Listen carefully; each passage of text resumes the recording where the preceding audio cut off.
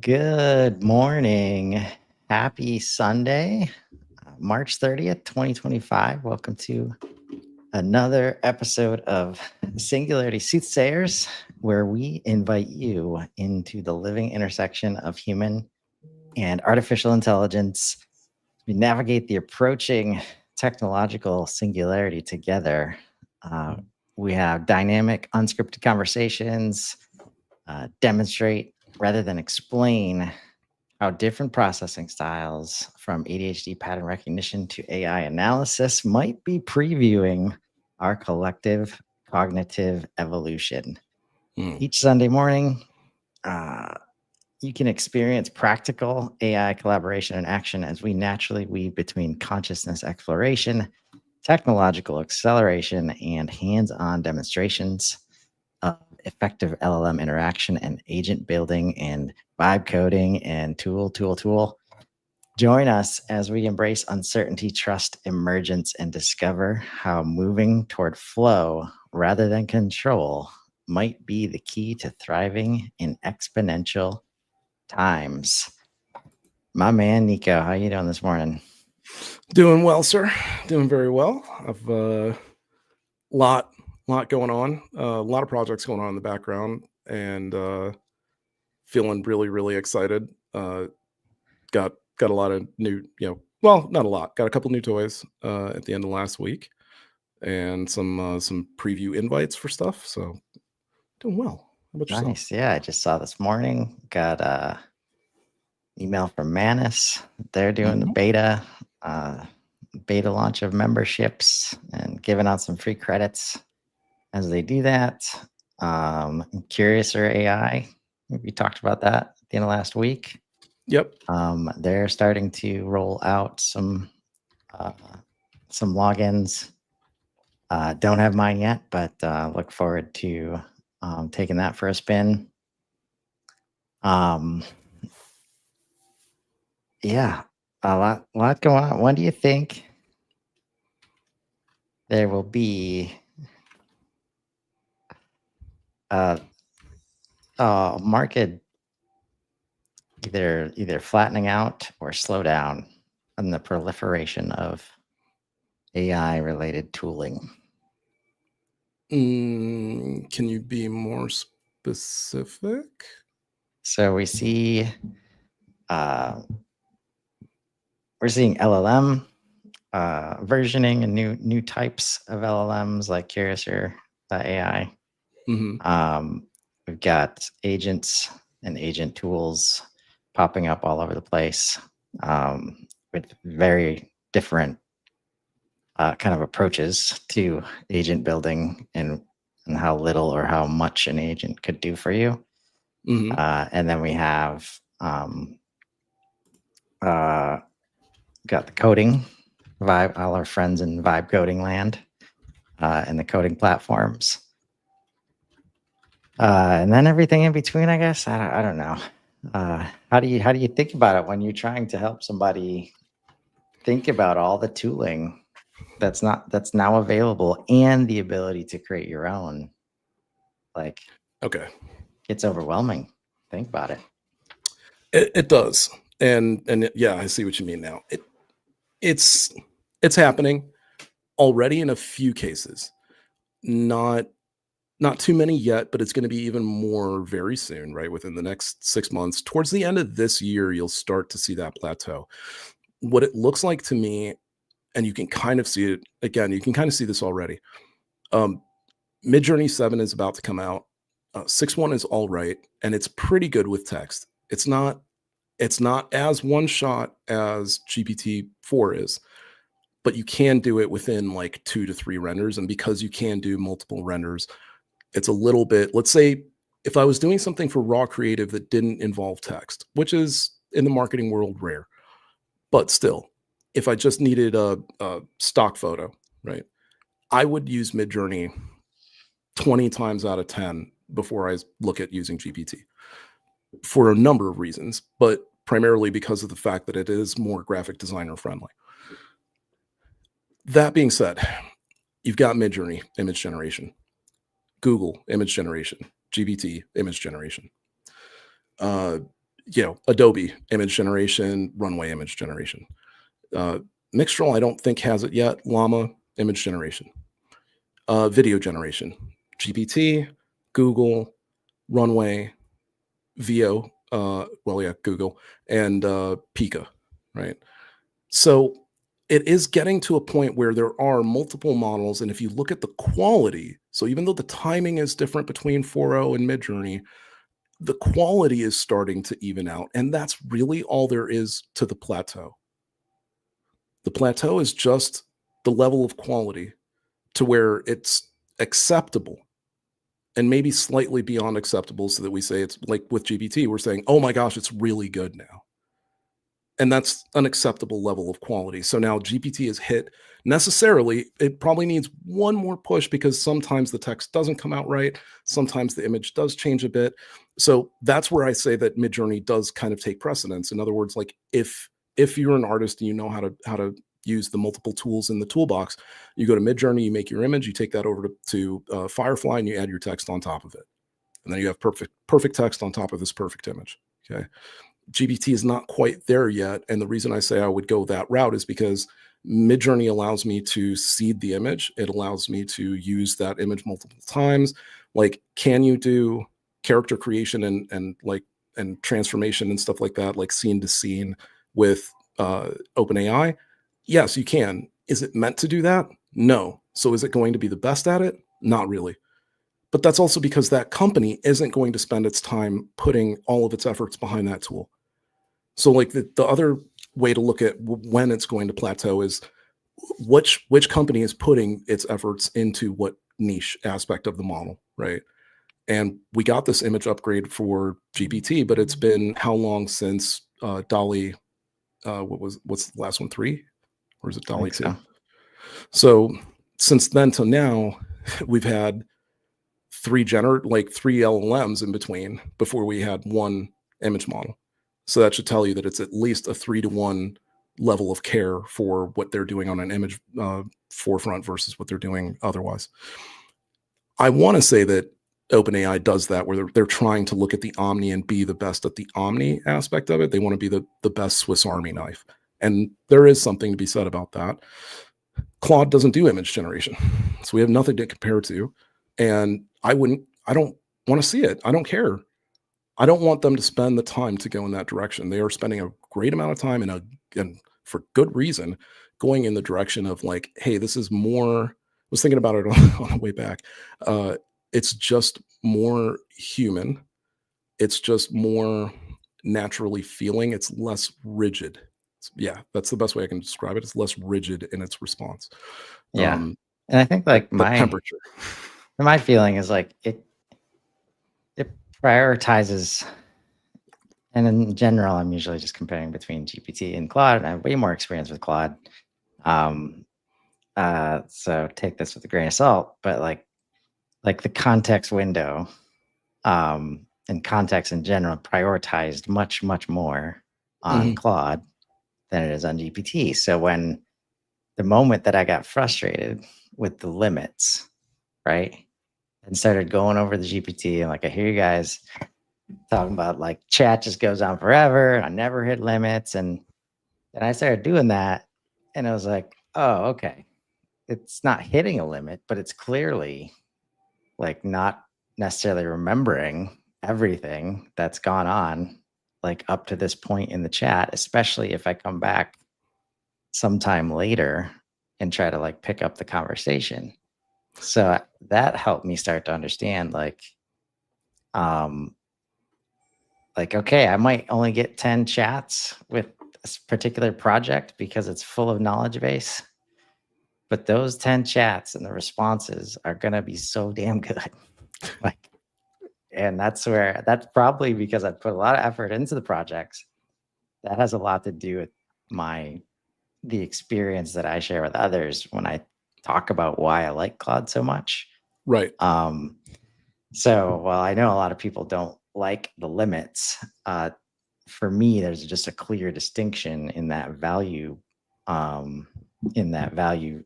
like in that benefit when you're using Claude. And I appreciate now, probably more than I did before, that's like, okay, I'm okay with, I understand why the limits are there.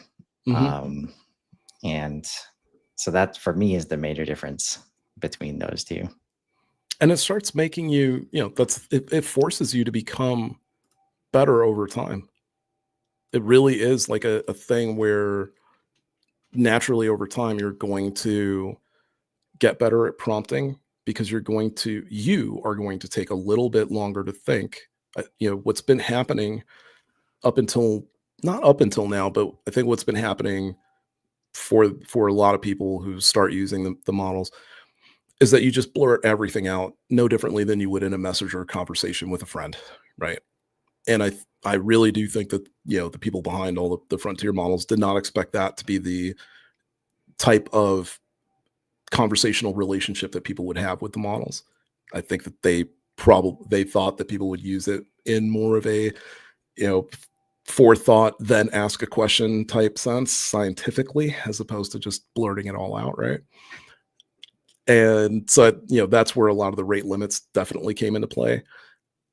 For sure, I think the same way that you do, especially when it was with GPT, right?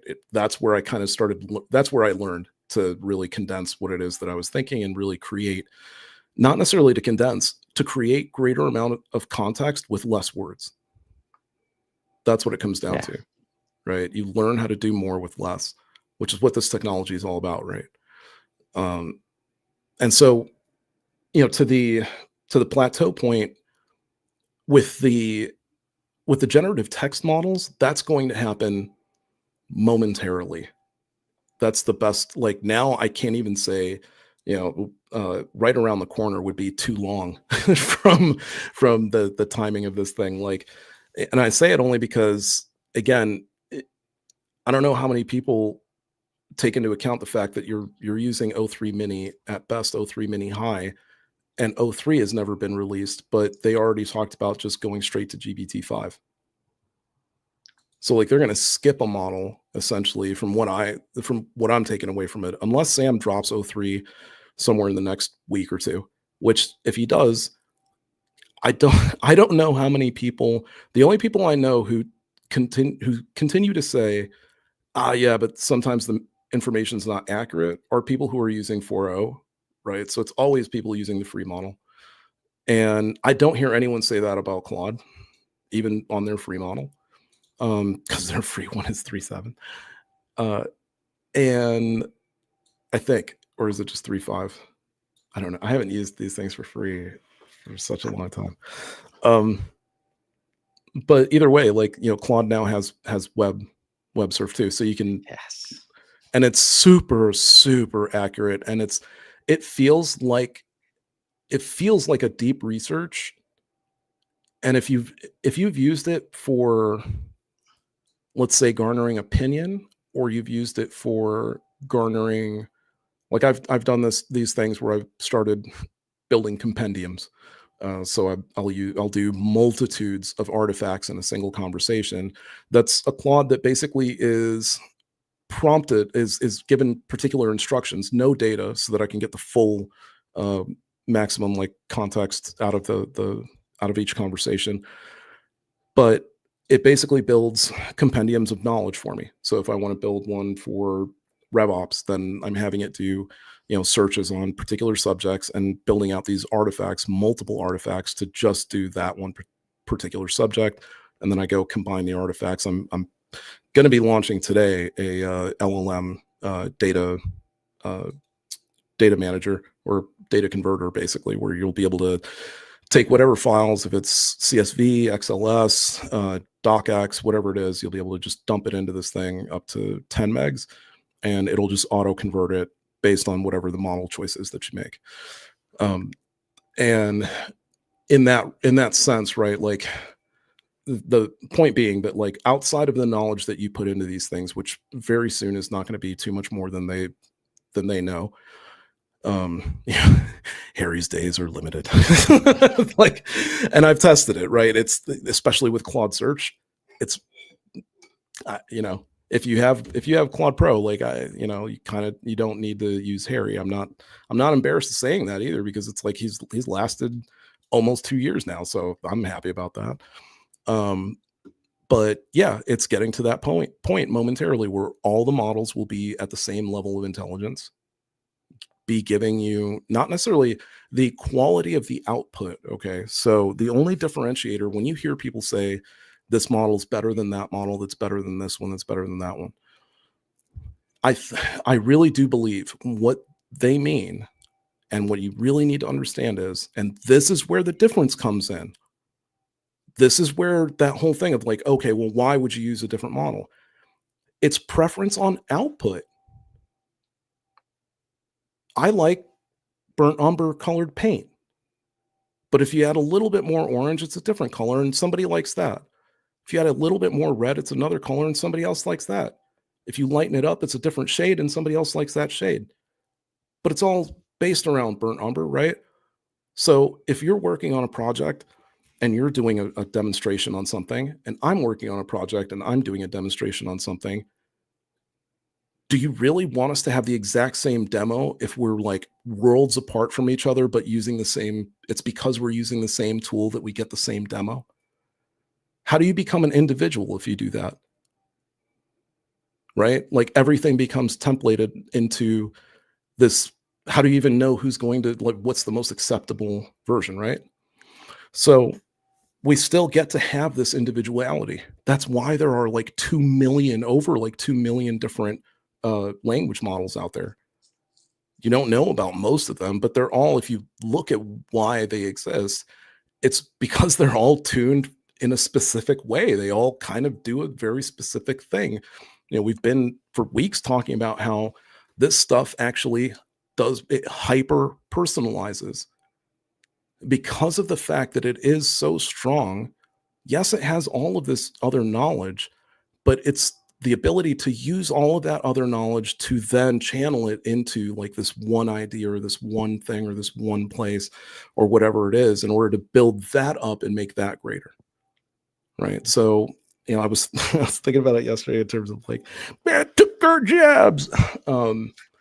With the artists, right? Especially because I saw, oh, Ted, how low you have gotten in the last 10 years. TED Talk from a guy who is basically trying to claim that AI steals art and is destroying artists and, you know, all that kind of thing. And I am a former artist, and I don't know, not like professionally, like a painter that sold $1,000 paintings or anything like that. I'm sure I would have a slightly different opinion, possibly, but just from like having a bit of an art background, I can honestly say I don't care. I don't care if you had something that copied all my stuff that's out there. I don't care, honestly. Like, and more power to you, because at least some of my art might be seen somewhere. And that would be cool to me to know that my art influenced something, right? You would be able to see the influence of your work in something else. It would be pretty cool, right? Unless, you know, if you're worried about not getting paid for it, I think you're in the wrong business, right? That's like teachers worrying about getting paid to teach kids. And I'm not saying now, I do understand that the government is not paying teachers enough. No, I get that. I just mean that if you are becoming a teacher, if you are going to go to school to become a teacher, because in your mind, it's for the monies, you should stop becoming a teacher. Right? Please stop becoming a teacher for that reason. Doctors, lawyers, all that stuff. If you're doing it for the money, find the thing that you want to actually do, and you'll get paid doing it. You will. Don't worry about it. So I was thinking about it, and it's like, look, how many artists do we actually need that can produce the same and or similar quality of work? We hire a lot of those.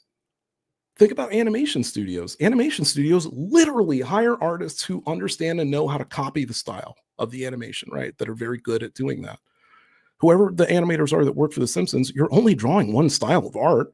You're only drawing the Simpsons style of art, right? Or your Family Guy style of art, whatever it might be.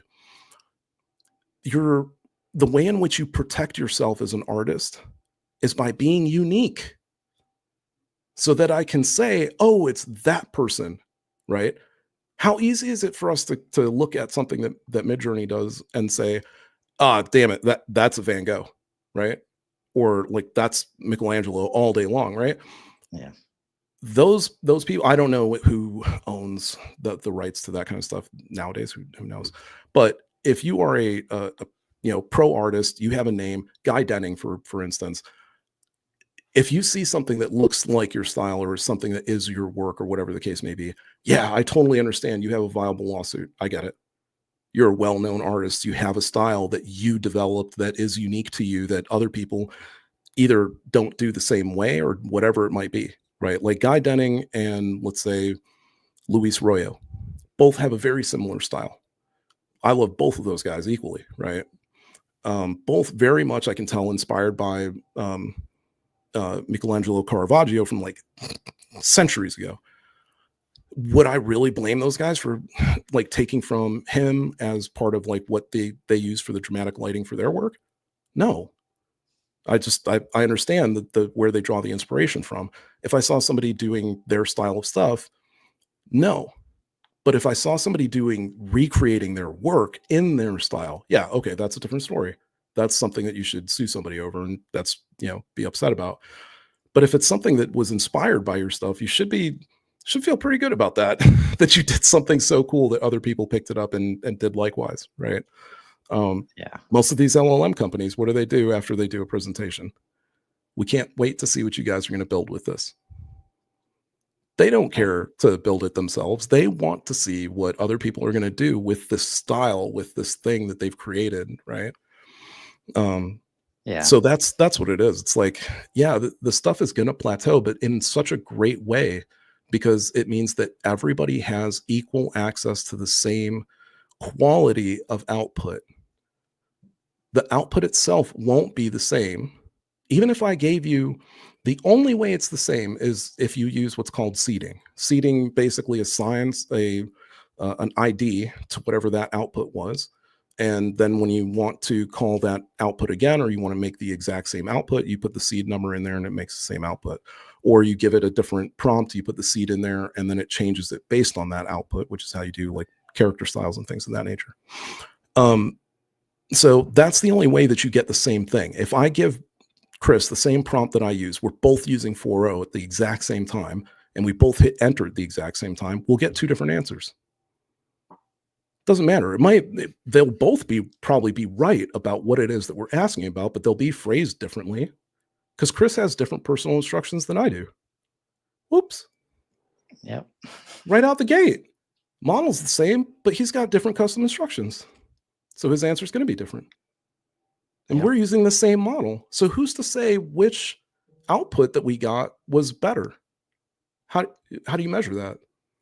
No differently than what we're doing now, guys. Like whatever an artist gives you as an output now is the type of output and the art that you like and you favor, right? And that's just the way that works. It's not, nothing is really changing that much. It's a matter of finally finding your stride. Like you now have these tools that it's a good thing that they plateau at the skill level of intelligence of video and of images, because now everybody can like take that and run with it and take these, crazy creative ideas in their head and run with it. Right. Yeah. So like oh man. This idea of like IP, and you just put it out there. And if you created it, then you should just get all the benefits. Like it's pretty much over.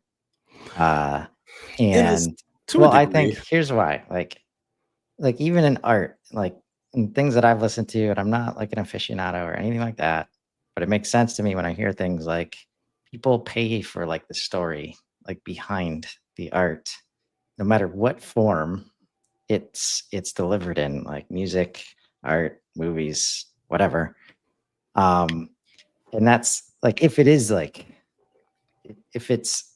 you want to get paid based on your creative outputs and not because like it's like this productive content that's going to teach people how to do something, like then you live or die based on how interesting the story is and everything that went in to making that art. And as you're describing, like our custom instructions being different, like I thought of like musicians. And when you hear things like how it gets delivered differently, whether they were on drugs that day or whether Mhm. they were like drunk or sober, or like somebody just broke up with them and now they just punch out this magnificent album because of the Right. mood that they're in, Right. right? Like, and so that's where the reason I said that about the IP, like it's not, and maybe never been about the IP itself. It's how you leverage your own IP and the value that it's created. And now you're just being forced to do that like more.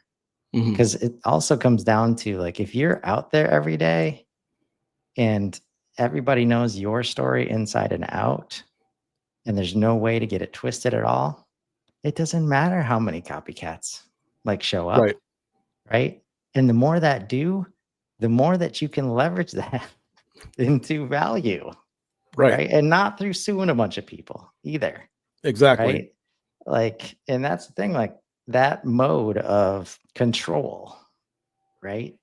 Like let go, because it's, if it wasn't out of your control before, it's certainly very close to being 100% out of your control. I mean, the line between inspiration and plagiarism is It's about almost, to disappear. Yeah. yeah, yeah, I mean, well, okay, so again, like plagiarism at this point is just going to be extremely defined and it will finally make sense, right? mhm, It will have to be a one for one reproduction of the original, right? And if it's a yeah, one for one reproduction, so be it, right? But like even when it comes to like music, there's all I mean, there's disputes constantly, lawsuits constantly about one song ripping off another.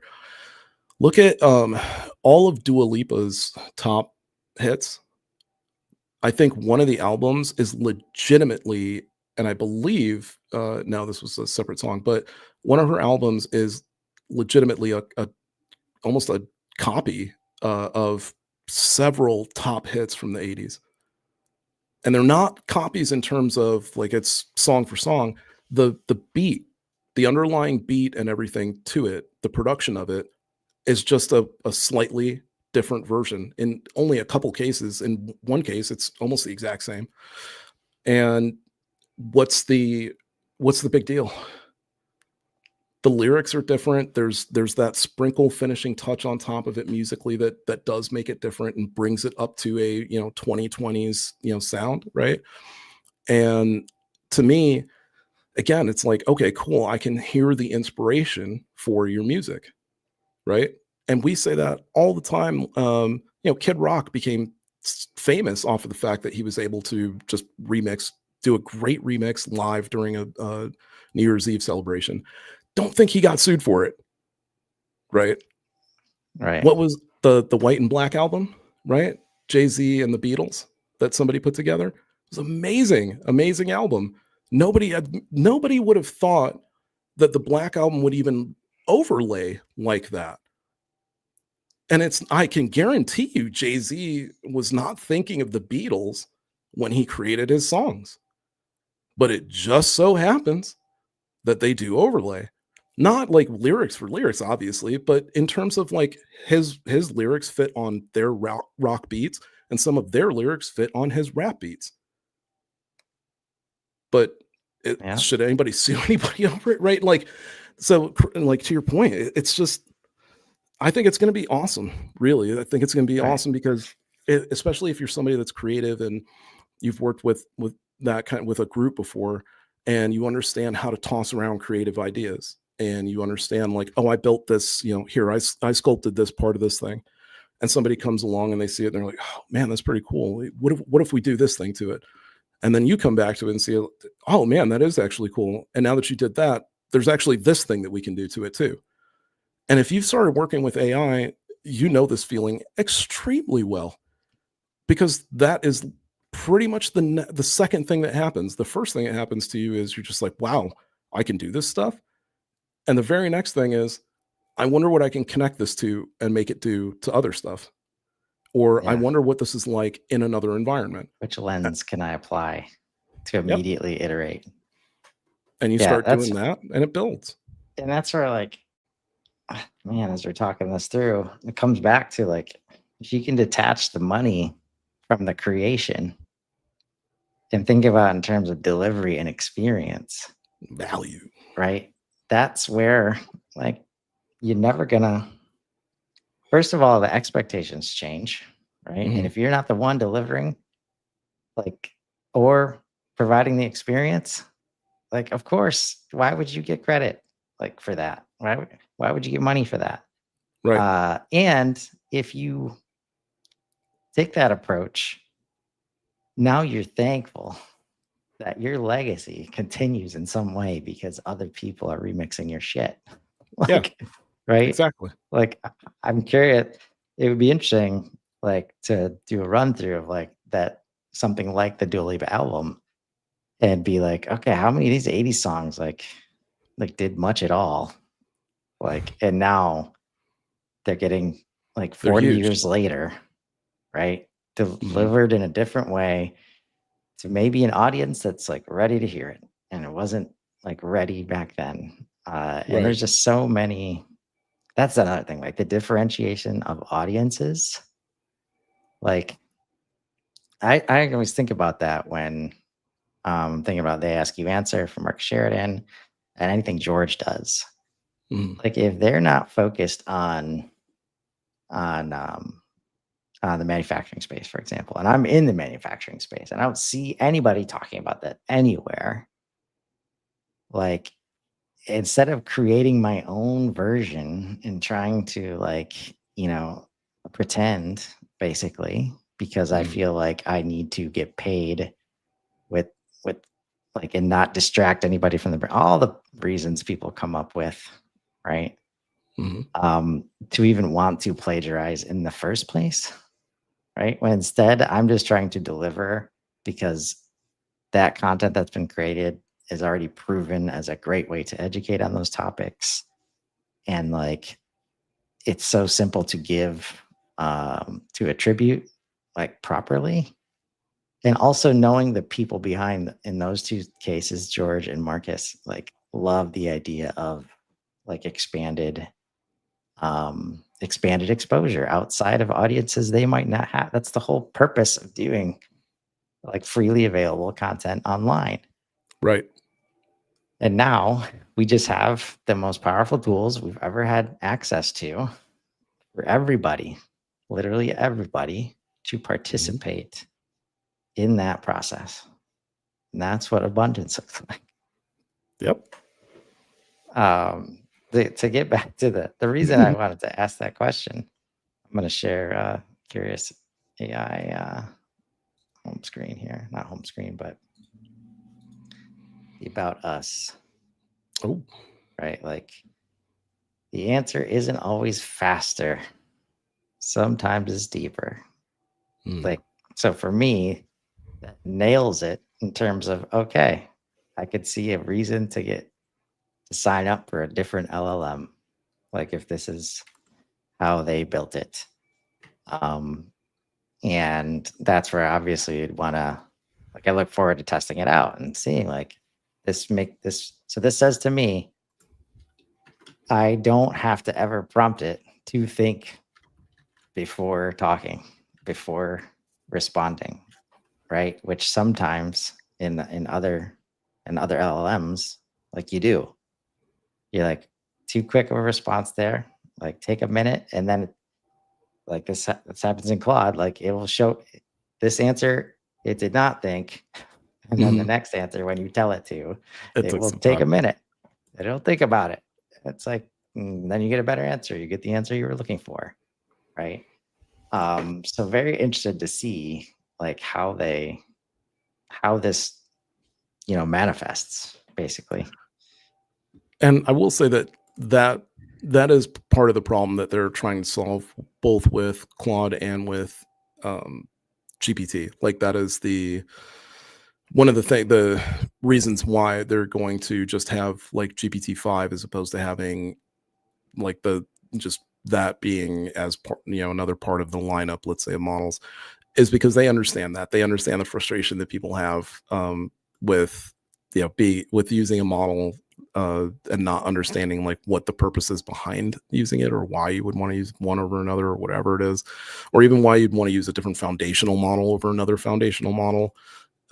So yeah, it definitely gets to a point where it gets too confusing, and you want to just use something that is like more attuned to the fact that like when you get that, it's actually their intention that like, oh, if you say like, hey, how's it going, it only thinks for a second, obviously, to reply and say, going well, how are you doing, whatever.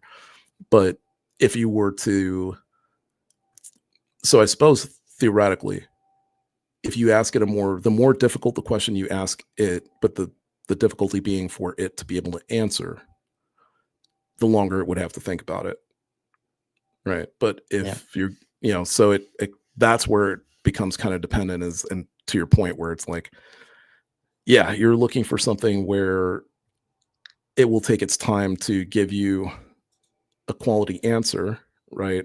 But I think I'm just trying to think through whether or not that's something you encounter with humans, and I think that it is also, right? Like, Oh, for sure. you ask them something like, and they give you a quick answer, quick explanation first, and then you have to ask a follow up, right? Like, yeah, but what I meant, or like, yeah, but what I was wondering more about is blah blah blah, right? Like, so there is, And this is I don't where know, like, there's something to be said about it, right. And I guess like as I think about it more, like I'm expecting a tool set also. So like right? in the Like an MCP thing, or that or just like instead of just custom instructions, it's like, brand narrative, like the things that we might have in HubSpot in terms of like, right? okay, break it down, custom instructions for each, Got it. instead of like, so in Cloud we have custom instructions for the whole account that you're in.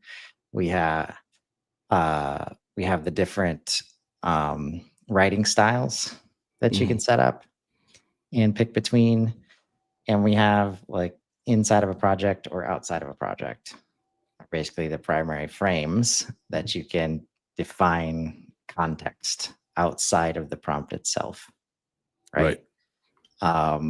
I could see this, and I would expect this to be like a little bit differentiated, from that, in that, because when it starts saying things like, and this is what gets me excited, like reflective AI for nuanced, right? That word nuance, like, this is like, don't get crazy. Like without the tools I just described, how could it possibly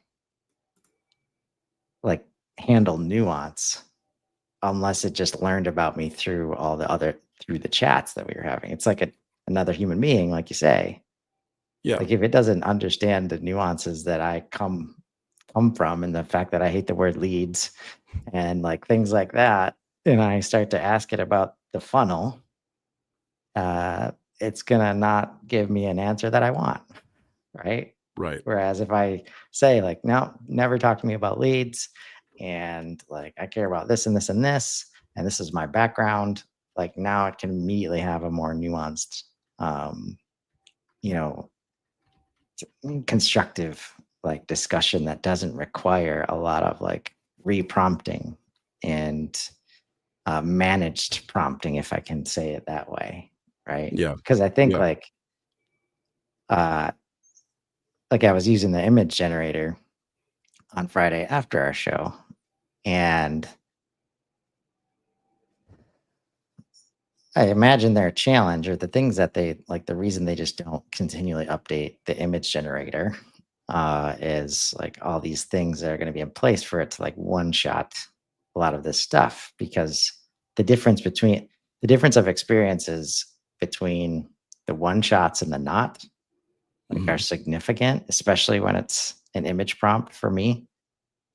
And it's like when I ask it for professional sitting at a desk and a laptop, and it spits out like an image where the screen is facing me instead of facing the person, right? Yeah. Like trying to remove the need. Obviously, if I prompt it specifically to say that, then it'll not show me the screen. But should I have to specifically say that, right? Yeah, I mean, I It's thousands of variables like yeah. beyond that one. So like that's why we talk about like prompting and like it's where prompt Well, engineering comes from. But and that's something that I wonder about with Claude, right? And with the history of things, because to your point earlier about working with Claude and using and having that like history, let's say, or having the history within the context window. One of the things that I experience a lot lately is that limitation exists in Claude projects the same way that it exists in custom GPTs, because custom GPTs also cannot reference prior conversations that you've had. It's just the singular. And after a while, like you said, the context just kind of gets muddy. However, GPT projects are structured differently than Claude projects, and GPT projects do reference prior conversations. So you can actually pile like tons and tons and tons of context into one project to the point where when you're talking to that project, probably within like a week or two, yeah, it does have that adaptation and it does kind of bring that along with it. Outside of the fact that you can use it with the multitude of models, so you're able to apply multitudes of intelligence towards whatever it is that you're doing, or you're using 4.0 and like you want to have a voice conversation with it at some point to talk about either all the stuff you put into it or what have you. So, and yeah, and you can add like external deep research conversations, all that, like any conversation you wanted to, right? So like, let's say you were having a series of like personal conversations with a GPT and then you wanted to build that up into one personalized model that you could talk to, you could actually like throw all that stuff together, right? So it's almost like it's not quite, but it's I don't even want to use the term because otherwise people are going to start using it. But yeah, it definitely helps you like build a relationship with that model when you're like working with it to do stuff, either whether it's content, professional or personal or whatever. create like a vibe. That's what you're talking about. Nope. Nope. Nope. Create more like a partnership, There you go. Yes. more like a relationship. Collaborator. Like, Yep. think about it like a person. Coworker. And you get so much farther ahead, so much faster. Assistant. I do want to talk about that a little bit because last week we saw vibe coding. From vibe coding went to vibe prompting, and this is so vibe coding that came out like last month. Like that phrase never existed prior to February of 2025, and now I've seen somebody talk about vibe prompting. That was a random person who I'd never seen before, and I don't really. So for me, not any credibility there. But today, I saw a newsletter from Christopher Penn, who I do respect a great deal, and he is somebody who's in this stuff every day. And it was titled, "What is Vibe Marketing?" And I was like, okay, here we go. And it's the first time I've watched one of his newsletters in a while. That's how, because when I see somebody that is respected, um, like jumping seemingly from the surface, like, okay, now another person on this bandwagon of reporting on this news of the word vibe, basically. Because he's saying things like, okay, people are now talking about vibe marketing. I haven't seen anybody saying that, Nope. but his network obviously much bigger, much deeper. But as he gets into it and he starts talking about the tool set that you need, and because like 15% of it was intro and then the rest of it was technical. Like, this is how you set up your LLM, API. Like, you need access to that. Basically, his whole stack he was talking about was LLM API connected to a vibe coder platform. But as he was delivering the content and going through building out a campaign and all these things, came to mind that us humans, who might not be able to see past like AI enhanced or AI powered or AI driven.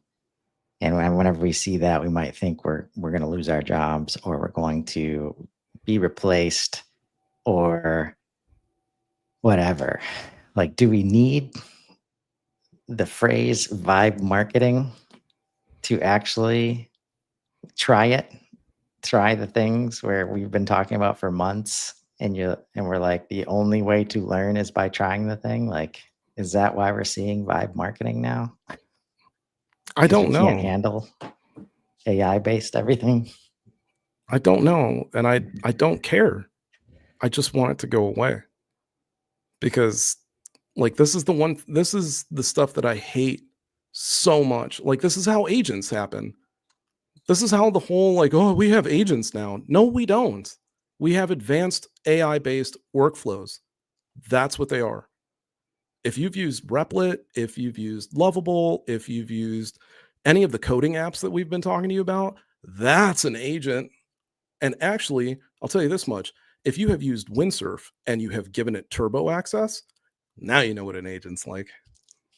Because not only can you build an app, but that little guy will take control of your command line and will actually install all packages that you need and put it together and then launch it to your server if you needed it to, right? So that's an app that, and so why do they call it vibe coding? Because you are working with something, you do have a relationship, but it goes so much further because the end result of the relationship is a final product that you can turn around and hand to somebody, use for something, whatever the case is. It's the final delivered product. That's why it relates to coding, because it's actually viable, right? Now, if you wanted to have something related to marketing and you wanted to throw vibe in there and you wanted it to be relevant, then you could say vibe content creation. Get it. That makes sense. Why? Because you're talking about creating a final product by working with a tool. That's definitely, that falls in line. And what I imagine is very much what HubSpot has planned, and looks like it's right around the corner, is the AI powered campaign creator, right? That's not quite a vibe based platform type thing. It's getting there though. It'll probably be there by the end of the year. So yeah, if I'm working with an LLM and literally, so like with Replit, you can just start out with like a paragraph of like, hey, here's the app that I want to create.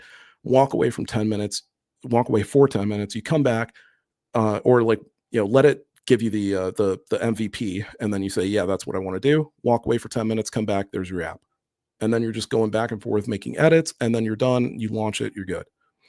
So if it's the case where there's a platform that comes out, and I'm sure if it doesn't already exist, it will within a couple of weeks, where you sit down and you give it a paragraph and say, yeah, here's the campaign I want to design. And it goes and figures out, here's how many emails you're going to need for the nurture. Here's what your form is, and here's what the questions are and what it should look like. Here's your landing page and what that should look like, whether you need one or more. Here's the A/B versions, if it feels that you need A/B versions. Here's, a quick one-pager website that we're going to go, put with it. Basically, if it assumes that you don't know jack about marketing and that you're trying to launch a web-based campaign, it'll go build all the assets for it. And then it'll probably build out some sort of like web-based tracker for you that's part of, another page or something like that. Let's say, I don't know personally, maybe the platform that it's built on has that tracking for it. It's part of why you pay the monthly for it, whatever, blah, blah, blah. That would be vibe content creation. I wouldn't even call it vibe marketing, because marketing is such a huge thing that goes well beyond content creation. So to use that term on such a wide open thing makes no sense to me. Vibe coding makes sense because, again, every aspect of coding, you are building a final product. Mm-hmm. There are some aspects of marketing where you aren't building shit. Like you're just putting forward theories, you're just putting forward practice, like that. Like that's it, right? Yeah, it's So another, I like, don't as you know. describe it like that, like, because I'm thinking of what are we building in marketing terms. I don't think it's a stretch, and I wish everybody like this would make it so much easier to define what marketing and what the role is in the organization. But we're really trying to build an experience like based on communication, Mhm. um, all forms of it, of communication, like audio, visual, text, like all of that stuff. Um, and like you can't like gone have been the days for a while, even though we see people still doing it. Like if you're just there and you think you're just creating stuff to put out there and then everybody's going to come consume it and there's like no you're not there for the engagement, like that's not marketing. Right. Like that may have been in the past and like sales would come up and do the engagement whatever, right? We're not there, and that's where like the like stop trying for the easy button.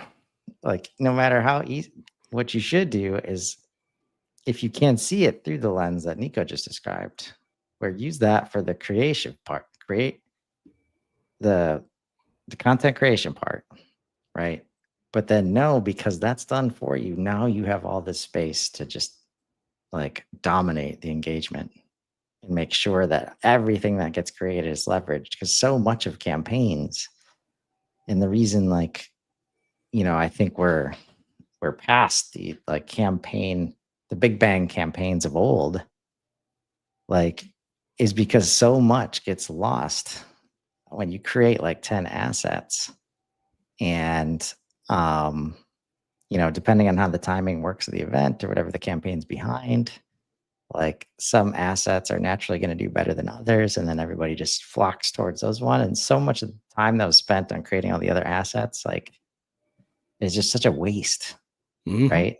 But then we still hold it up to the measurement like candle as if like, oh, it didn't perform as well. It's like, no, you're missing all the nuance of the damn campaign. Like Right. if you get stuck in that conversation, Right. right? So that should like seeing it like that. I mean, again, like this is what abundance looks like. If you can set that up, and you should fucking 100%, you should start using these tools and building out content, building out whatever you can in a collaborative way with AI so that you can do it right finally. Mhm. Like, Yeah, 100%. Like, and it was Sarah Davison, where the vibe prompting thing came from.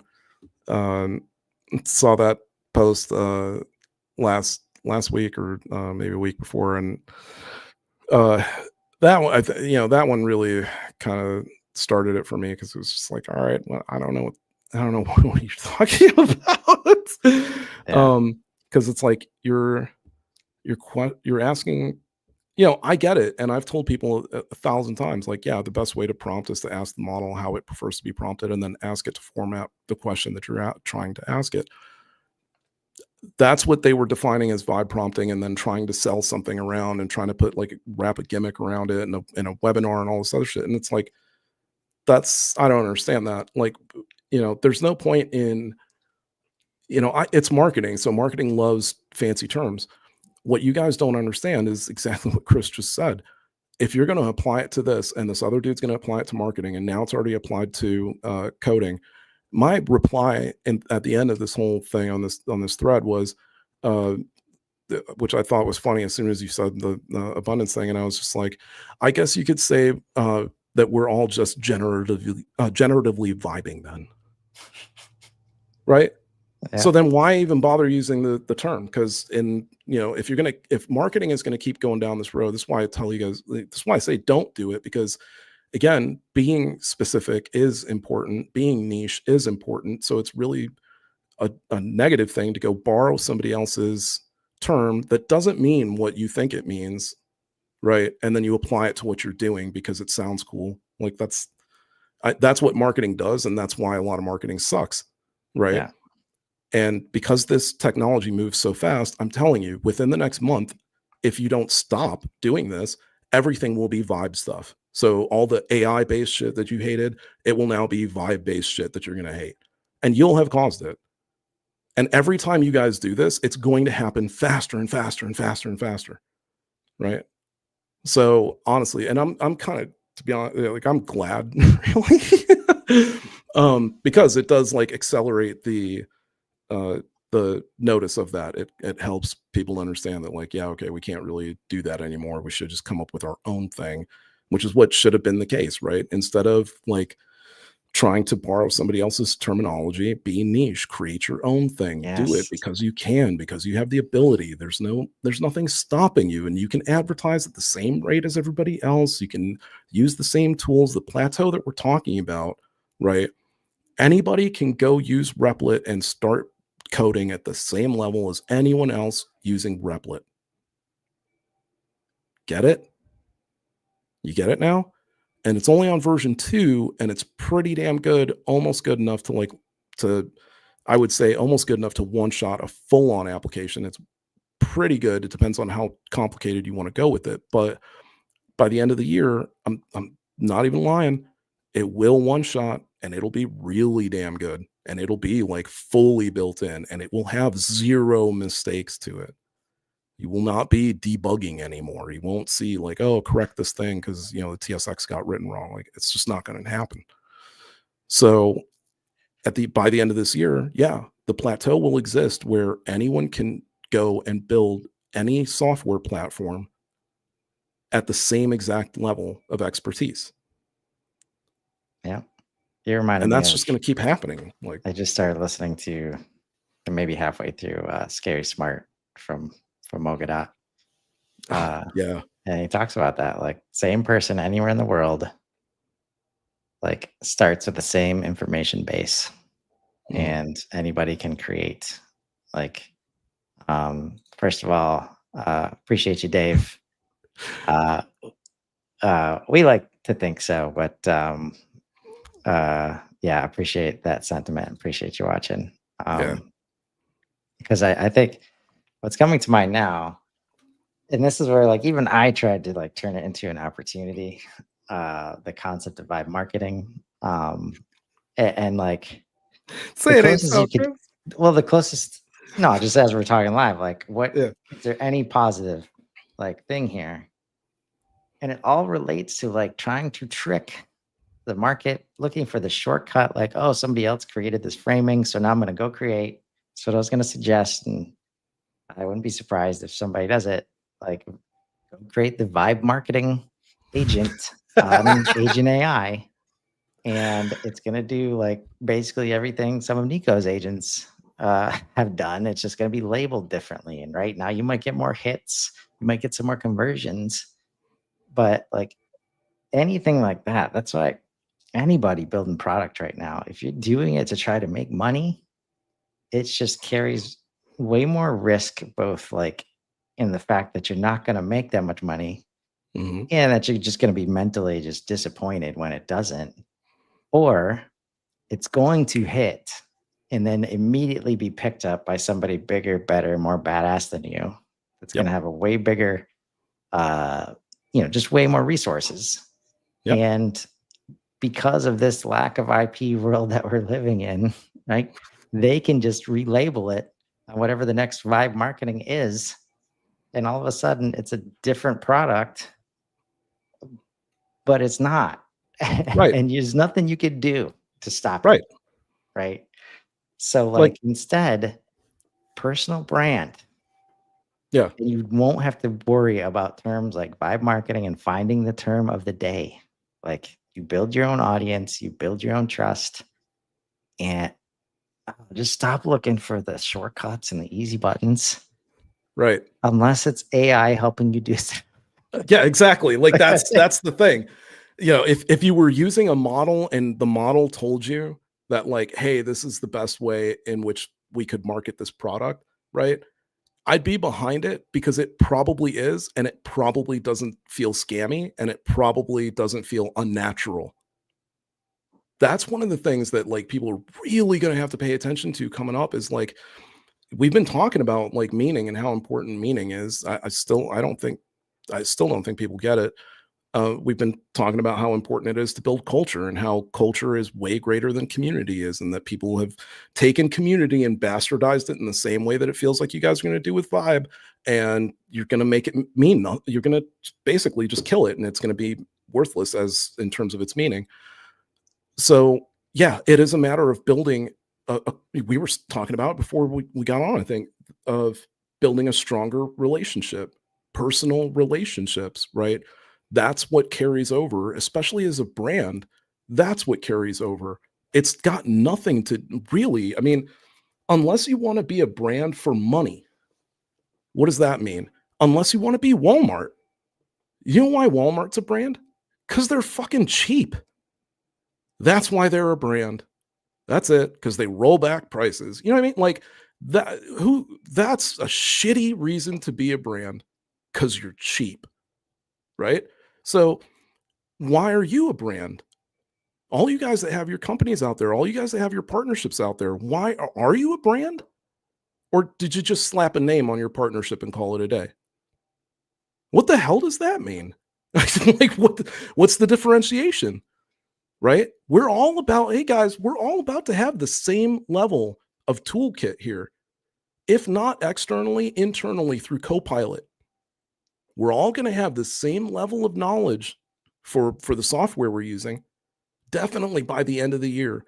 The most novice person of HubSpot will know the most expert level information by the end of the year, because they'll have this assistant that they can talk to that will give them the expert level knowledge. We won't need admins. You won't need to go specifically look for people. You can just go hire an agent who is an admin, because it does know all that stuff, right? It's got to be built in. It's already built in. Yeah, it's already like it's in laying in wait, right?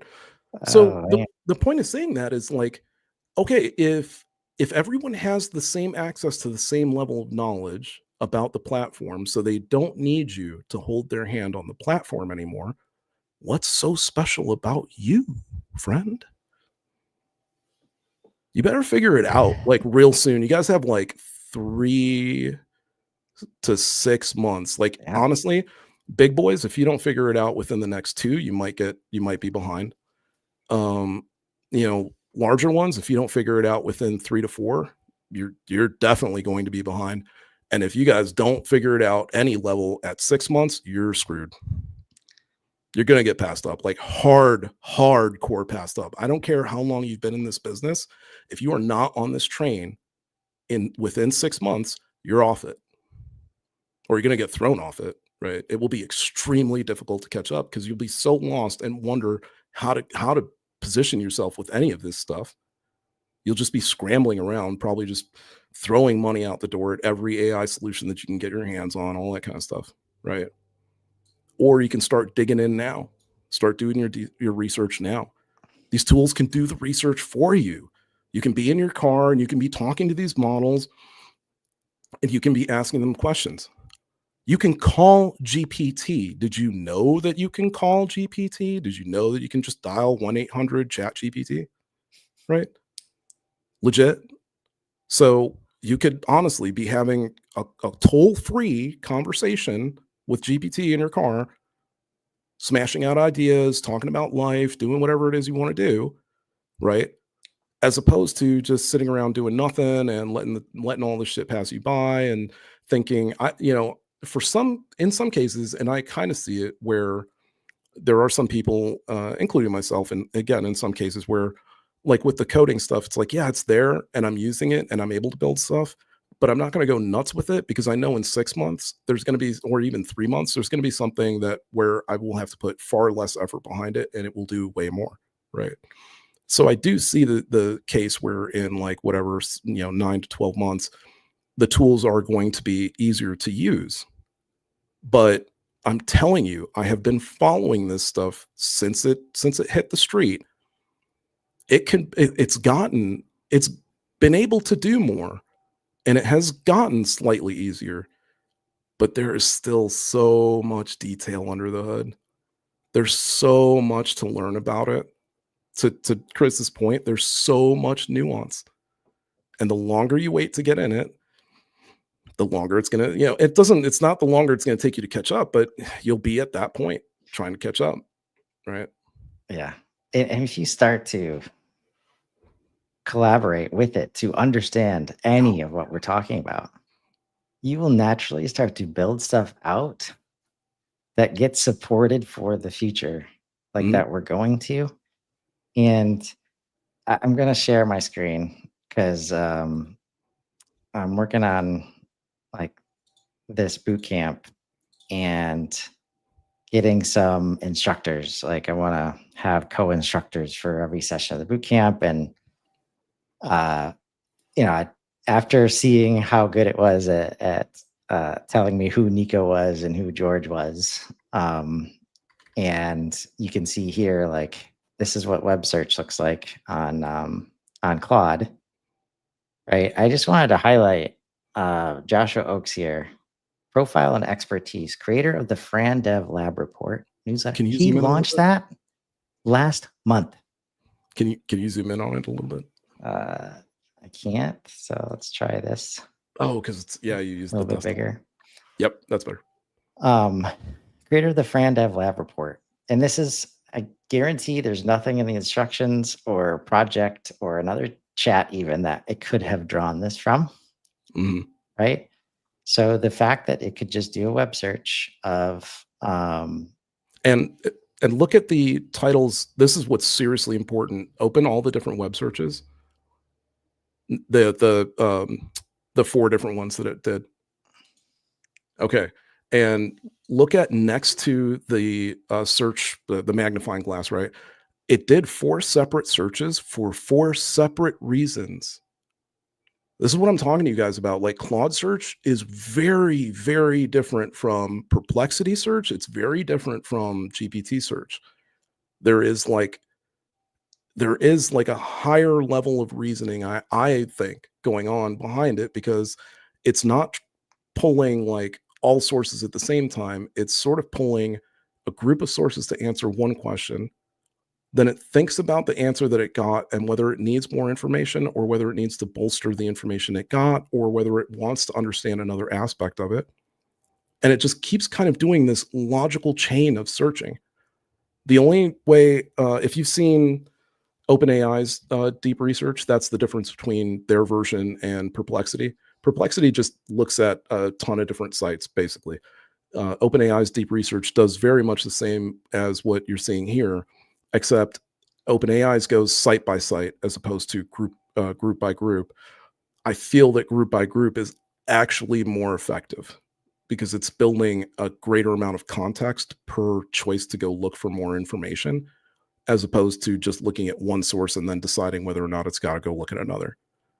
So like, I feel that the reason that these, like, this is what I've been using to build the compendium, and I'm telling you, the level of detail in the responses that you get for artifacts is just, it's godly. Yeah.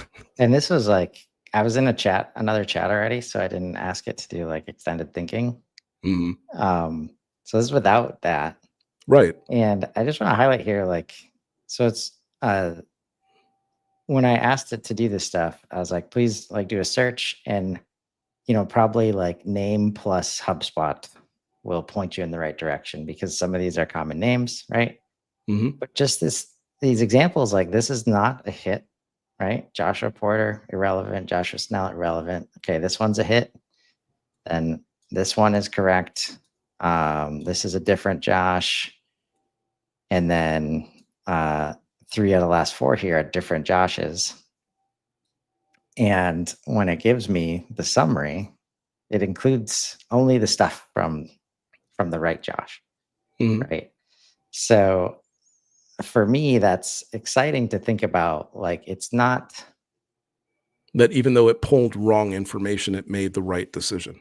Right. So the search was expansive enough to like find a breadth of information, and then inside of that, it's making the decision, okay, this is not relevant, this is not applicable to what I've been asked to do, et cetera, et cetera. And this was just a powerful, I mean, generally when it's a powerful experience enough, that's what I want to share on the screen. And it's just like, again, so what came to mind and why I want to show that is I asked it to search about personal brand, right? So any company could go through this exercise with Claude, the GPT, whoever, the deep research stuff, when you ask it about your brand, it will smack you in the face probably. Yep. In terms of what you're known for, what people think about, and then the adjustments you can make. And it's going to be very close to, at some point in the future, it's going to be real time. You're like, okay, I just published this new page. Yep. Like, can you add that in now? And am I on the right track as far as like differentiating my brand? Yeah. Right. Like, I mean, you could do it now, right? Like if you are, so look, and I'm learning a lot. I got to tell you, in learning about AI, I have learned so much about people psychologically than I thought that I would getting into this. I don't want to say I'm getting into this field, but sort of learning about this field. So one of the things that I have noticed that's great is that adage, just how true it is that you can lead a horse to water, but you can't make it drink. Right. And I am seeing it like wildfire across the country because I now hit my 11th friend who is having some type of hardship economically, or they had lost their job, all fell into one of the two categories. And I offered them free training, offered to sit down with them for hours, however long it would take, to show them what you can do. Here's how you can do it. Sites and stuff to go take a look at. I sent them links. I sent them so much stuff. And these, I'm talking about like friends of mine, people I've known for years. Not a single one of them has moved on it yet. Not a single one of them. Dude, if I didn't have a job right now, I'd have a job right now. You know what I mean? Like I'd have a business, because if you really wanted to and you wanted to start the business, we are not joking. You are talking to the smartest thing you could possibly have a conversation with. Okay? Charles Schwab loves using these things because he says that it's awesome to have the smartest person in the room no matter where you go. obviously, like, Okay? why are we having to explain this to people? I don't know, because like people really, I don't know what it like. And so I was talking to somebody, James Larkin. We were talking the other day, and it made a little bit of sense. We were having a discussion about why it is so difficult, and sort of came to the conclusion that, yeah, you know what? It is so very difficult, I think, for a lot of people, because man, it's been hundreds of thousands of years that we have passed information verbally to each other. So we trust other humans, and we constantly look for like the top human to trust about everything, right? And we get so upset when we find out that the top human makes a mistake, blah, blah, blah. Well, when you tell somebody that, like, hey, there's this thing that's not human, that's always perfect, I don't think it matters when somebody says, like, at the end of this year, like, hey, it's 100% now, it doesn't make mistakes. Guarantee you there's still going to be people going forward that will still say, like, no, it's still like sometimes doesn't say the right thing or doesn't respond the right way or whatever. They'll look for like a new reason to keep themselves from having to adapt to it. And I don't know what to tell you, because again, like if you had an idea, let's say you wanted to be, if you wanted to be like a comic book artist, it doesn't matter. I don't care what it is. If you work with these models, you'll have your business up and running within a week to 2 weeks. You'll have your advertising out there. You'll have, if you wanted to do movies, you'll be able to write your scripts. You'll be able to write like any of the information you need. If you need to start you got to start your business and your production company, right? Okay, awesome. It'll help you fill out all of the paperwork. You could upload the paperwork to the model, and it will fill the paperwork out for you and give you an exported document that you could then use and just send off as a PDF. I'm not joking. This isn't like it. I know it seems like fantasy. I know it seems like magic. That's the point we're at. We're at the magic point where you can just talk to this thing and tell it, hey, I'd like to start up this business. And you can ask it, can you go online and do some research, find out what's my competition like? What's it look like for me to try to get into this market? How should I best approach this market? What customers should I look for in what it is that I'm specifically trying to sell?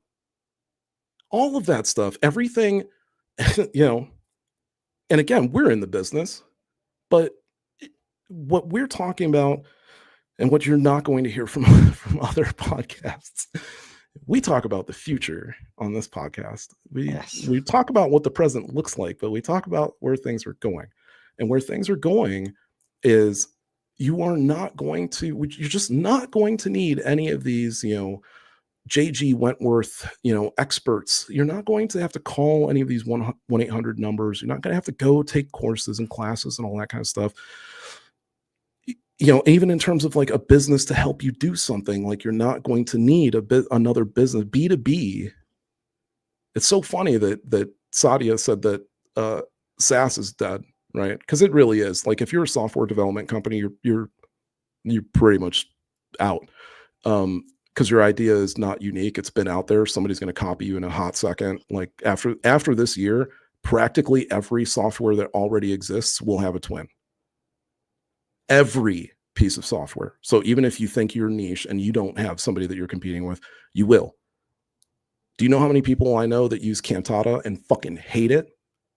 And if they knew that they could use a platform to go build a better version of it, they would. Just about every user of Cantata. So watch out, right? If you use any platform that you hate, you are soon to have the capability to create your own version of that platform to do the thing that you want to do. Banks, mark my words, banks will start offering API keys. Investor institutions that you put your money into and your 401k and shit will start offering API keys that people like us will be able to use to build agents that connect to all of those services, so that you'll end up with an agent on your phone that you can ask to pay your bill, like everything. You just verbally ask it to do all the shit for you that you would otherwise have to digitally go do for yourself. That's what it looks like going forward. API key is like the way you get paid. It's either that or tokenization, one of the two, right? That's going to be the new currency, is like this tokenization method, right? And it's all going to be based on contribution, because that's how you contribute, right? It's just like the agent network now. If you go look at the LLM network, 2 million strong. And regular users haven't even started doing it yet, and it's 2 million strong. I don't know how many like phone apps there are out there, but literally the number of agents and LLM models will dwarf the amount of like phone apps that are out there. It's going to be ridiculous, and it'll do it.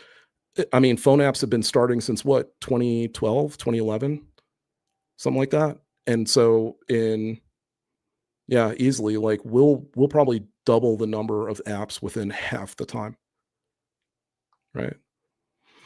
Like that's, so like if software companies are dead in that sense, what happens to B2B? B2B is what? It's two things. Either you provide me with a software platform and support for it, or you provide me with a service and support for it.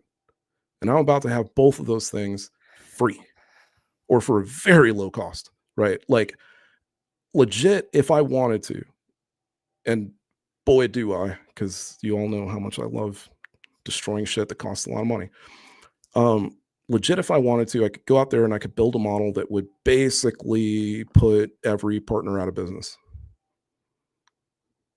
I don't care how ridiculous you think that is.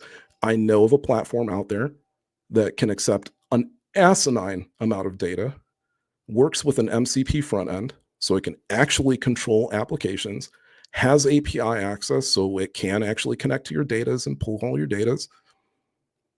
And I guarantee you that I could build that out, put the knowledge in it, put extraneous knowledge in it that I've had GPT do. Like, you think the Claude compendium stuff is stuff. I have GPT doing deep research like almost every single day on topics that I just pick off the top of my head, right? And I don't even care if I ever use them. It's just I'm paying $200. I might as well, suck up as much information for $200 a month as I can. Yeah. So yeah, it's definitely possible. And why do I say it's possible? Because you could use that. You could go hire that agent. And again, if I wanted to, I could maybe do it for free. It would take me longer because I'd have to build it out on my own server, this, that, and the other thing. Now, if I wanted to make it super cheap and just create a close to $0 product, yeah, it would probably cost the user maybe $100 a month. Maybe I could crush it down to like $50 a month. And for $50 a month, you would have the quality of output verbally and like text. So you could use it however you want to, right? Interact with it however you want to. You'd have the exact same quality, because that's what you go to partners for. You go to them for advice on how to fix your shit, right? It's like a mechanic for your software. That's, hate to say it, end of the day, we're mechanics for software, right? We're car shops. And a lot of us, for HubSpot partners, you're basically like a custom shop, right? Because you repair cars and you also like put on, superchargers and shit like that. So, basically what's happening is I could definitely turn around and build an automated auto mechanic shop that does all of the things that you do for such a fraction of a cost. You'd be out of business tomorrow, especially if you're a shitty one. Right. So like the shitty partners, oh my God, you guys are going to be gone inside of 6 months. Just gone. Like not even you will have to find something else to do, gone. Because all of the decent partners and up will be experts, like expert level, especially all the decent partners and up that are adapting with AI, expert level, hands down, within like 3 to 4 months, right? So why would you want to use somebody else that's not like delivering at that level, for one? And then two, once you get beyond the partners using it, like again, 2 years from now, why are you hiring a company to do something that like you can, you know what I mean? Like it's just, you're going to be able to build out, and I'll tell you right now, HubSpot's probably not going to tell you for a little while. I don't care. We've been talking about it for months anyway. HubSpot's going to build out a tool internally where you're going to be able to build the add-ons. HubSpot Marketplace, is you listening? It won't exist. It just won't exist. Yeah. In like 2 years. Like that's how much time you have to pivot. So I'm doing you a favor. I'm doing you a huge favor. If you build apps and it's not an integration thing, and even if it is an integration thing, I hate to tell you, but that's definitely, it's just an app that has an API, right? Like it's not. Nico's being nice. I give you 1 year. Like this is what I mean. We were talking about it the other day. Like people are building their own tooling to access the data inside of HubSpot because they want to see it in a different way. They want to do different things with it. That basically, and this is like, I'm not a software person, so I'm probably bastardizing this phrase, but for me, like open source, like this is what this means, where it's like, hey, this is this framework that anybody can build shit on and then share it with anybody else who's building shit on that thing. And then we all just grow together. That's, how can you not see that that's what HubSpot's doing right now? And that's in their position. They have no choice. Right. Because people can build up their own CRMs if they want to. So if I'm HubSpot, I'm trying to take care of all the admin shit that nobody even want to build out. Like they just feel icky, like having to build that stuff. They want to build the fun shit. Right. So HubSpot as a framework, it's the first time I've said that. So it's like, it makes sense. Like they're going to take care of all that bullshit. Right. So you don't have to. And if you can just ask yourself or ask any model, like why this is taking place in B2B and SaaS specifically, it will tell you that the whole infrastructure of those two categories is built on profiting from complexity in some way, right? And AI across the board is very consistent in the way it views unnecessary complexity.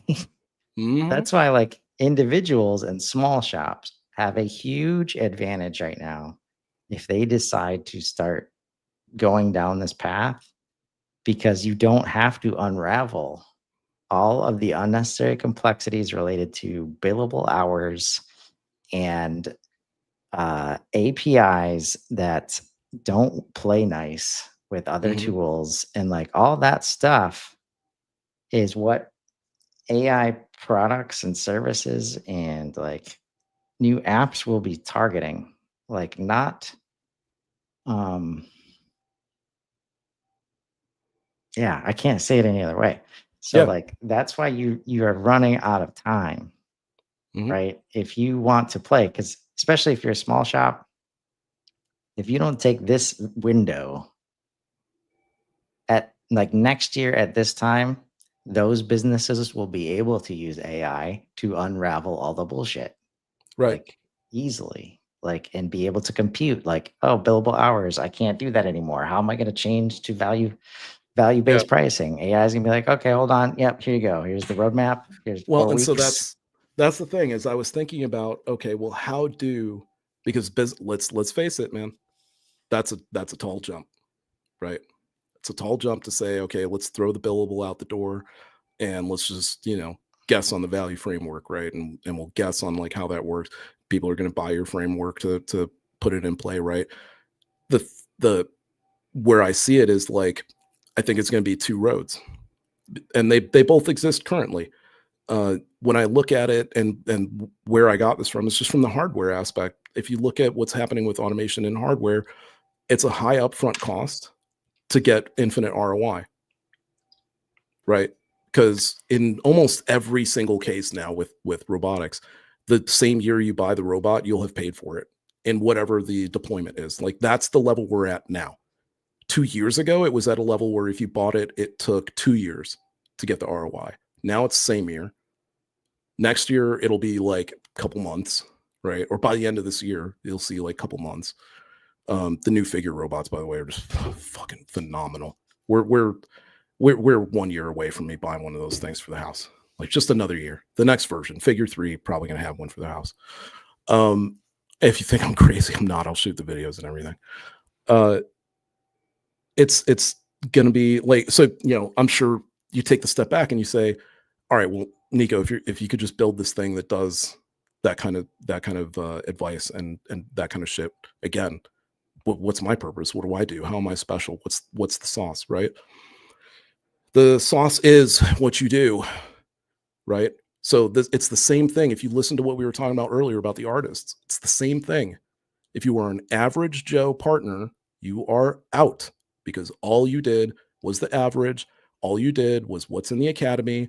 Just that the business didn't have time for it, so they hired you to do it. That's all. You were a stopgap. That's it. You were a stopgap admin, just placeholder. Okay, figure out how to do something else because being a good stopgap placeholder, not the greatest thing. If you Yeah. weren't actually like helping businesses churn ROI and increase their ROI, right? Like, so when I use that term, I mean like churn and burn.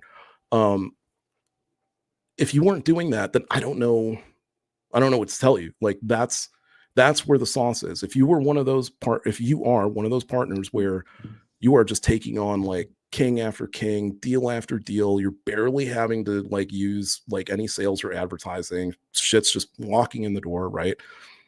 Start looking at your HubSpot, pull those calls together, pull that data together, pull all those notes together, anonymize the shit out of all of it, put it into a model, start asking it why you are so good at XYZ. Yes. Start finding out what your formula is. None of you guys know what your recipe is. None of you, because none of you are doing this. I don't care who it is. Nobody's doing this. Harvest is doing this.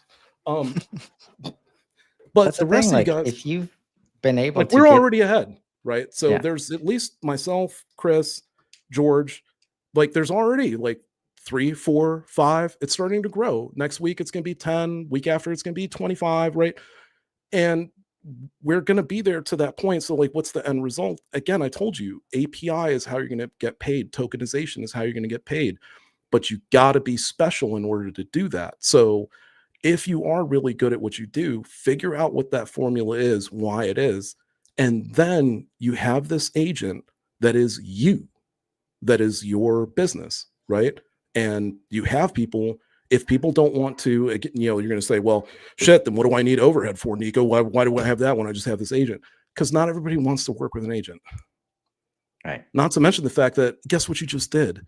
You literally beat down the door with a billy club to SMBs and startups because they can't afford you. Startups can't afford you, but they can't afford tokens. They can afford a small monthly fee that will get them the same level of quality as what you're able to offer to enterprise.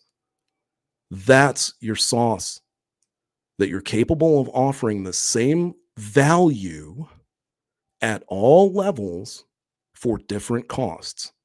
If people want to work with human to human, they pay a higher cost because they're working with human. And maybe they're used to that. Maybe they're old school. Maybe they just prefer it.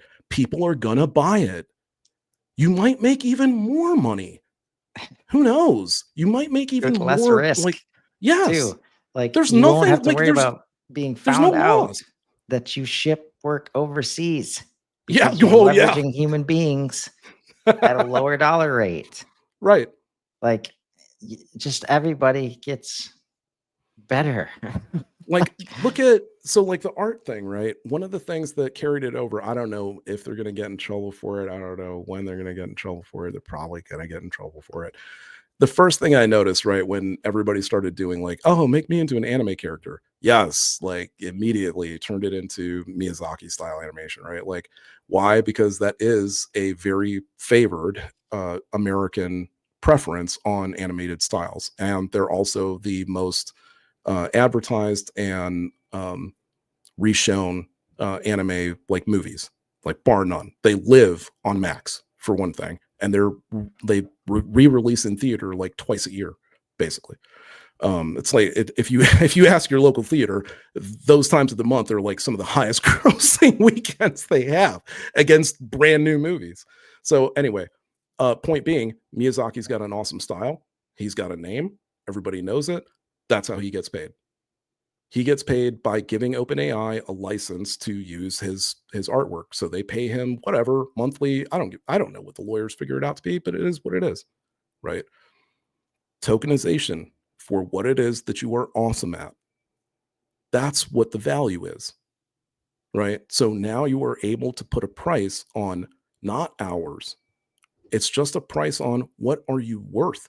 And you don't even have to put the solid when you're sitting there trying to figure out like what it is. Hold on to the solid you have now. There's nothing wrong with that.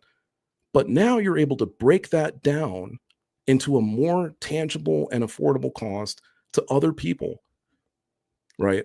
This is that whole thing of being able to take healthcare and bring it down and make it more affordable and more tangible for other people through this technology, right? We're able to make cancer scanning a lot less costly. We're able to make all types of diagnoses a lot less costly. It's all going to start coming down. The costs are all going to start coming down. The reality is 5 years from now, I don't know if you're going to get paid for what the hell it is you do. I hope you don't. I hope it is the case that you just do what you do because you love doing it and we don't ever worry about money again. Yeah, that's what I'm looking for. Nobody will be getting paid for anything. That's what we're saying. Yeah. Yeah. Like that's the thing is when all of this stuff, I can see two things. I can see a world where we hold on to very dearly the idea of money and tangible exchange for, or I shouldn't say tangible, but fiat exchange for goods and services. But I also see the Star Trek. I also see the world where we finally let go of the stupidity of fiat currency. We finally let go of the idea of currency overall, of the idea that somebody should and or can exert any sort of force or power over someone else simply because they own more than somebody else does, whether or not they were born with it or whether or not they quote earned it or whether or not they scammed their way through it, right?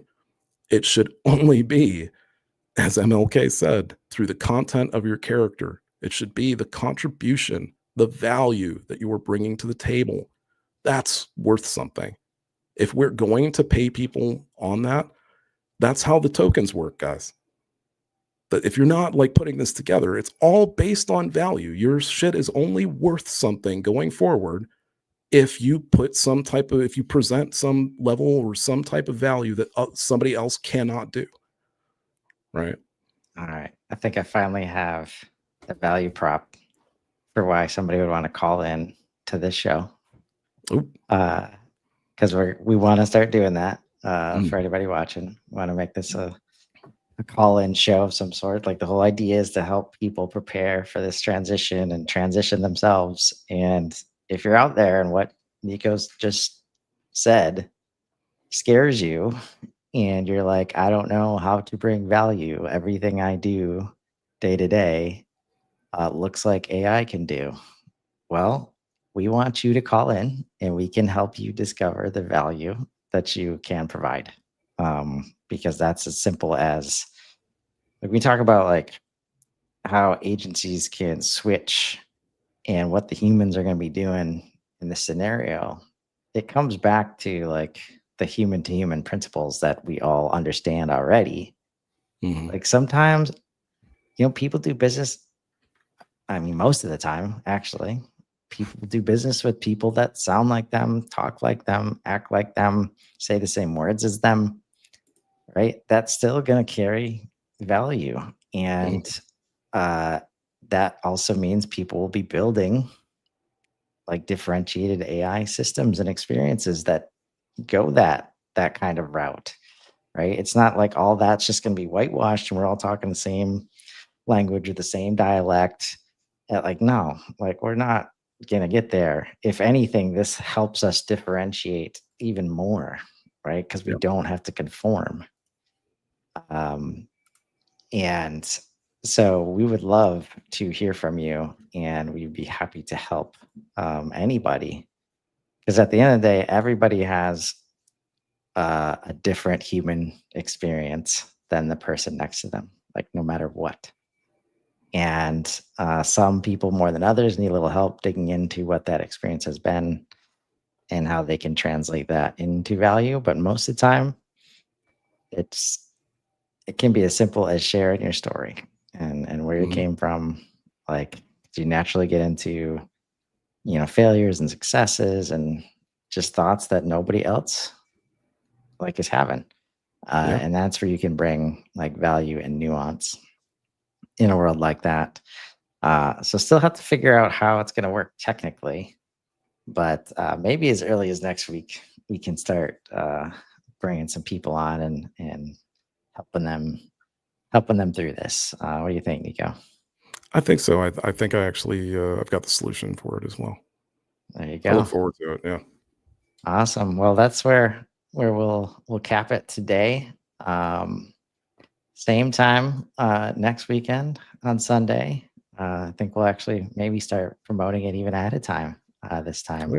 Yeah. Yeah. So more pressure on us to to to actually, Show up um, on time. yeah, be around and not let the night before decide how the weekend's gonna go. It's weird, right? We want to A be little like bit. free and flowy on the weekends, but also, I mean, some of the best shows like out there in terms of like radio call-ins or web series or just these like human conversations. Like Mhm. there's so many out there that happen on the weekends. So I know there's a space for this, and um, I think it can work. So if you want to see what that looks like, join us. Join us next week, Yep. and we'll see you next time. Everybody have a great first week of April. Oh man. Happy Later. happy spring, everybody.